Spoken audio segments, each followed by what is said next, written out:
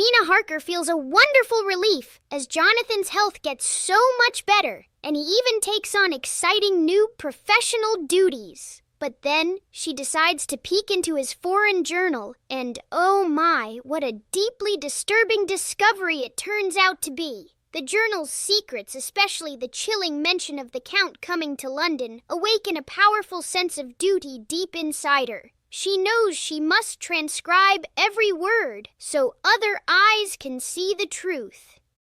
Professor Van Helsing sent a very important, confidential letter to Mina Harker, expressing his heartfelt condolences for Lucy Westenra's passing. With Lord Godalming's permission, he explored Lucy's papers and discovered Mina's letters, which showed just how wonderfully close their friendship had been. Now, he urgently implored Mina to help him with matters vitally important concerning Lucy, asking her to meet him in Exeter. Mina Harker didn't wait a moment. She zipped off a telegram straight to Professor Van Helsing. She practically begged him to come to Exeter that very day, even pointing him toward the 10:15 train. "I can see you at any time," she promised, ready for his arrival.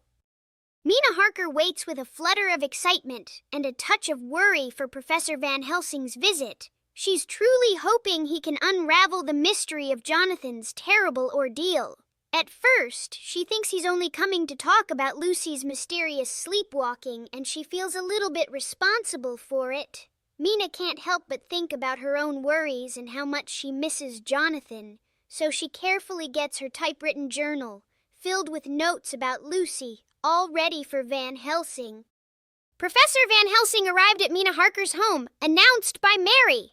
Mina quickly saw his imposing yet wonderfully kind way. They talked all about Lucy Westenra, and Mina shared her typewritten story of Lucy's sleepwalking. Van Helsing was just so impressed by Mina's smarts and character that he promised to help her and Jonathan, especially after hearing about Jonathan's shock from Mr. Hawkins's passing. And after a nice lunch, Mina gave him Jonathan's special foreign journal to keep safe.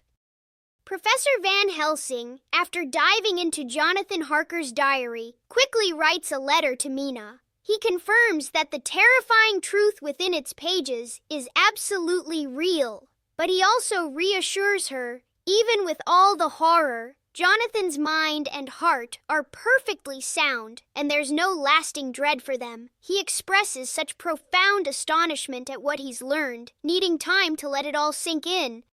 Mina Harker quickly writes back to Professor Van Helsing, her heart feeling so much lighter. She thanks him for his wonderful, reassuring letter, which has truly lifted a great weight from her mind. But then a shiver runs down her spine. She tells him she's scared all over again, thinking the Count might actually be in London. Oh, and guess what? Jonathan is coming home that very night. Since he'll be back so early, she suggests they all meet up for breakfast the next morning instead of lunch. Jonathan Harker rushes home to Mina, who has the most amazing news. Professor Van Helsing has visited, confirming that Jonathan's incredible diary, full of those unbelievable events, is absolutely true. This amazing discovery washes away all his doubts, transforming Jonathan into a brand new person, no longer afraid of the terrifying Count. They talk late into the night about what it all means, and Jonathan prepares to meet the brilliant Professor Van Helsing. Jonathan Harker finally meets the amazing Professor Van Helsing. The professor is just astounded by Jonathan's quick recovery, and he speaks so highly of Mina's wonderful, noble heart. Right away, a strong friendship sparks between them, and Jonathan eagerly promises to help Van Helsing with his important mission against the Count, even offering up his mysterious Transylvanian papers. Later, at the bustling railway station, as he waits for his train, Van Helsing glances at a newspaper and is utterly shocked by something he reads. He cries out, "Mein Gott, so soon!" Then, with an urgent message for Mina, he's off. Wow, Dr. John Seward notices his patient, R.M. Renfield, seems to be getting better, busy with his insect friends once more. And guess what? Arthur Holmwood and Quincy P. Morris are also feeling much, much better after all the sadness about Lucy Westenra. A lovely, peaceful feeling washes over Seward, as if the sad, hurt feelings from Lucy's passing are finally, truly starting to mend.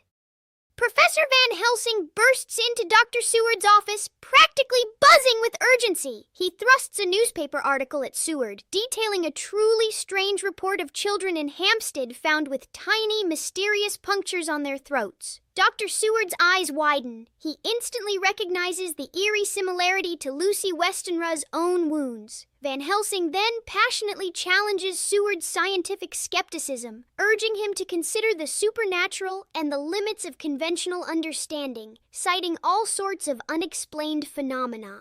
After a lengthy and intense discussion, Van Helsing dramatically reveals the shocking truth. They were made by Miss Lucy,